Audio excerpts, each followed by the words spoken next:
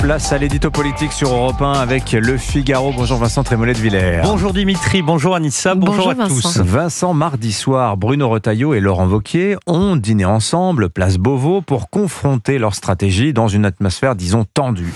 Les deux hommes briguent le même poste, la présidence de LR, laissée vacante depuis le départ d'Éric Ciotti. C'est vraiment un tremplin pour la prochaine élection présidentielle. Alors après Chirac-Balladur, Sarkozy-Villepin, Copé-Fillon, la droite est-elle en train de retomber dans ses vieux démons ?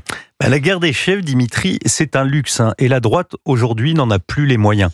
Il y a 30 ans, le RPR de Chirac et de Balladur faisait 40% à la présidentielle à eux deux.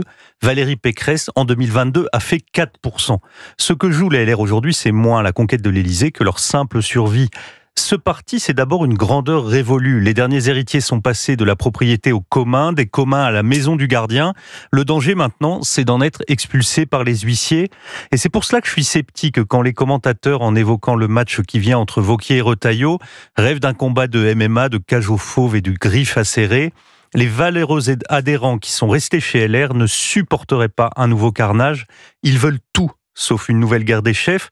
Donc si duel il doit y avoir, les règles en seront inversées.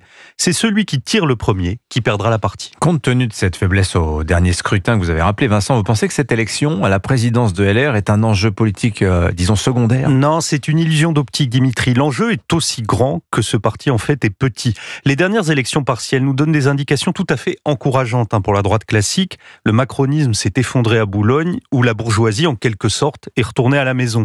À Villeneuve-Saint-Georges, ville populaire, c'est une candidate LR qui a battu Louis Boyard. On peut voir dans ces bons résultats l'effet direct de la décision de Laurent Wauquiez de faire participer LR au gouvernement et le début d'espérance que fait naître Bruno Retailleau depuis qu'il est ministre de l'Intérieur, un effet Retailleau qui est visible dans tous les sondages. Mais le chemin reste très long, même si elle s'en défend. D'élection en enquête d'opinion, Marine Le Pen est en train de devenir pour beaucoup d'électeurs la patronne de la droite. Il lui manque 3 choses pour l'être vraiment. La première, c'est de revendiquer son appartenance à la droite. La deuxième, c'est une politique économique moins étatiste. Et puis la troisième, c'est de convaincre qu'elle est capable d'exercer le pouvoir. Mais si elle décidait d'assumer un tournant libéral, la partie deviendrait très difficile pour les LR. Il ne leur resterait que l'expérience du pouvoir. Vous vous souvenez, quand LR voulait absolument rester dans l'opposition, Nicolas Sarkozy avait du mal à comprendre comment un parti de gouvernement pouvait refuser de gouverner. Il faut dire que l'avenir lui a donné raison. Bon, et s'il y a campagne entre Laurent Wauquiez et Bruno Retailleau, elle va se jouer sur quoi, d'après vous, Vincent ? En fait, sur tous les grands thèmes, les deux hommes sont à peu près d'accord. Le travail, l'immigration, la sécurité, la liberté, l'audace sur l'économie, la prudence sur les sujets de société. Il y a très peu de différence entre ce que pensent Bruno Retailleau et Laurent Wauquiez. Ce n'est donc pas les convictions qui les distinguent, mais c'est l'incarnation. Ce que cherchent les électeurs de droite, ce n'est certainement pas un président de parti qui changerait les statuts et organiserait des consultations internes.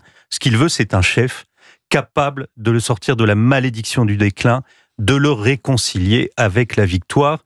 C'est finalement une question de charisme, de caractère et de popularité. Mais au fond, est-ce que pour la droite, Vincent, le mieux ne serait pas de ne pas faire d'élection du tout à la présidence du parti ? Vous savez, à droite, on est favorable à la libre concurrence, à la compétition et même à la démocratie. Mais les électeurs de cette famille politique ont trop souffert des tricheurs, ils ont trop supporté les mauvais joueurs pour accepter un nouveau pugilat.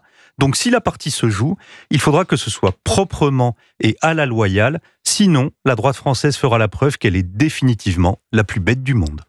L'édito politique sur Europe 1. Merci beaucoup Vincent Trémollet de Villers. Je signale la une du